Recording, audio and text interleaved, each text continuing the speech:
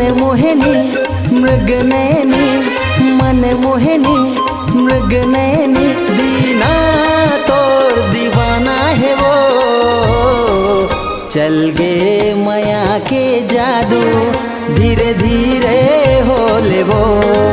चल गे माया के जादू धीरे धीरे होले वो। मन मोहिनी मृग नयनी, मन मोहिनी मृग नयनी, दीना तोर दीवाना है वो।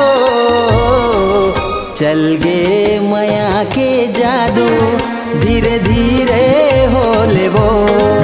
चल गे माया के जादू धीरे धीरे होले वो।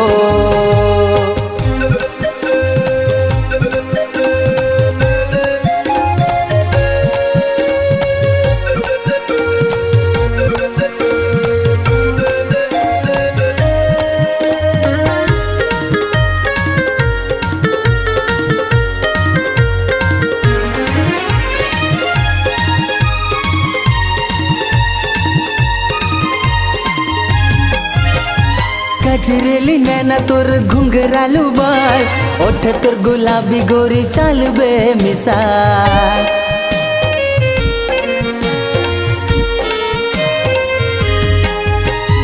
गजरेली नैना तोर घुंघरालू बाल, ओठ तोर गुलाबी रानी चाल बे मिसाल। पहली नजर मा गोरी करे दिल काबू, दिल मा समा के तैहा करे का जादू। मोरे धड़कन मोरे तन मन, मोरे धड़कन मोरे तन मन, सब तोर हो गे वो। चल गे माया के जादू धीरे धीरे होले वो। चल गे माया के जादू धीरे धीरे होले वो।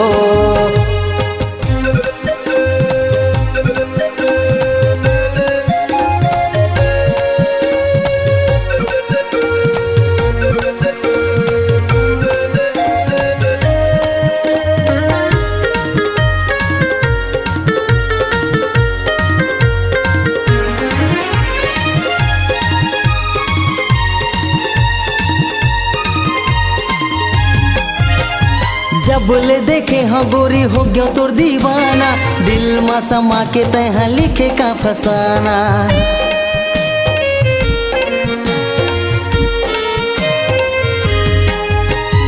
जब ले देखे हाँ गोरी हो गया तोर दीवाना, दिल मा समा के तैहा लिखे का फसाना।